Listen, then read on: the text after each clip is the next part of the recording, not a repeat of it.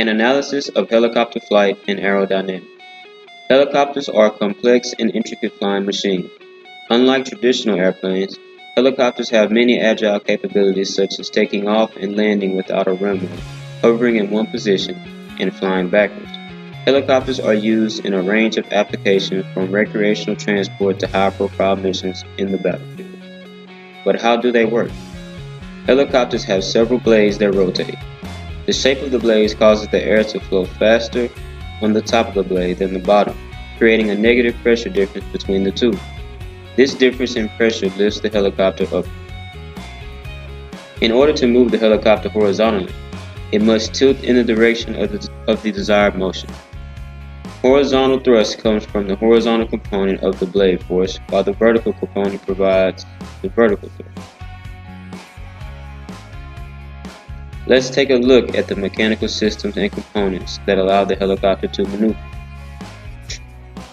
Each blade may tilt. This is called the angle of attack. To generate more lift, the blades are tilted to a higher angle of attack. To raise and lower the helicopter vertically, the angle of attack is increased or decreased respectively, while the rotational speed stays constant. To tilt the helicopter in one direction, the blades need to have varying angle of attack as they rotate.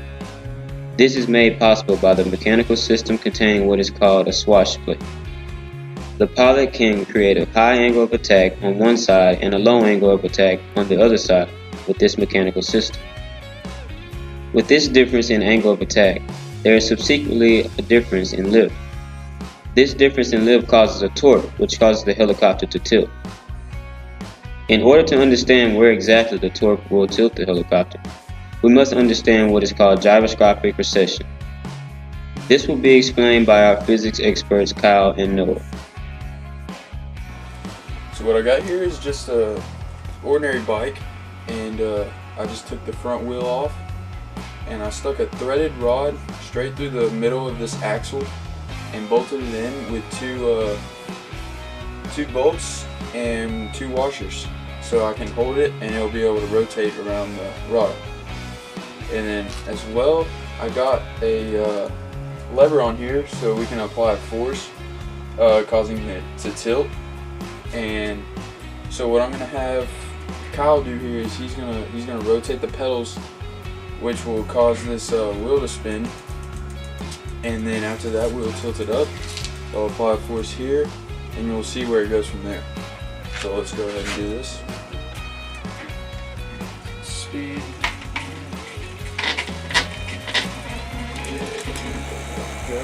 Alright, so we got it up like this. He's going to apply the force, and it tilts over. So the wheel is spinning this way, and so he applies the force right here. Well, that force is going to then rotate 90 degrees this way, and then it'll apply the force here, causing it to tilt like that. So how this applies to, say you got a helicopter and its blades are spinning like this. Well, if he wants to accelerate and like tilt forward like this way, to accelerate this way towards me, then he will have to apply the force right here. So then it rotates 90 degrees this way and tilts forward and accelerates. So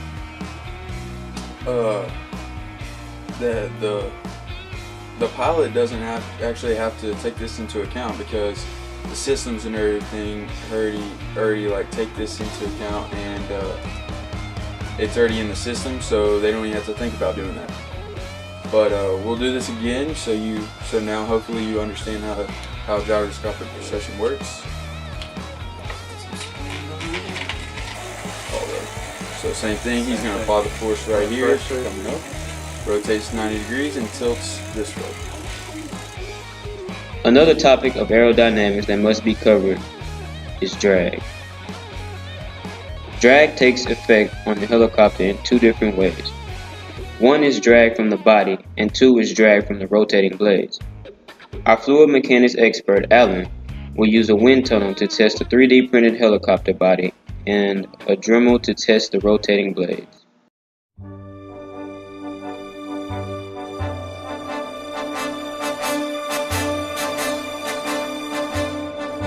In the first test with the body, you can clearly see how the airflow behind the helicopter is turbulent, which creates a drag force that slows the helicopter down.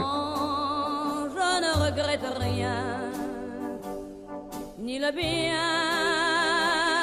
qu'on m'a fait, ni le mal, tout ça m'est bien égal. Non, rien de rien, non, je ne regrette rien, c'est payé. In the first test with the rotating blades, you can see how the blades create a negative pressure difference which pushes the air from above the blades to below the blades.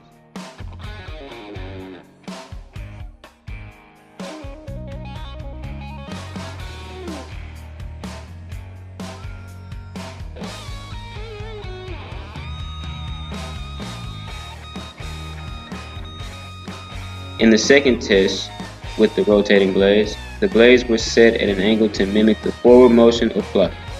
As the air approaches the blades, you can see the high pressure zone push the air upwards and into the blade path, and then the air is sucked down from the top of the blade to the bottom. As you may see, helicopters use complicated physics and fluid mechanics to fly, and helicopter pilots must be trained extremely well in order to fly a helicopter.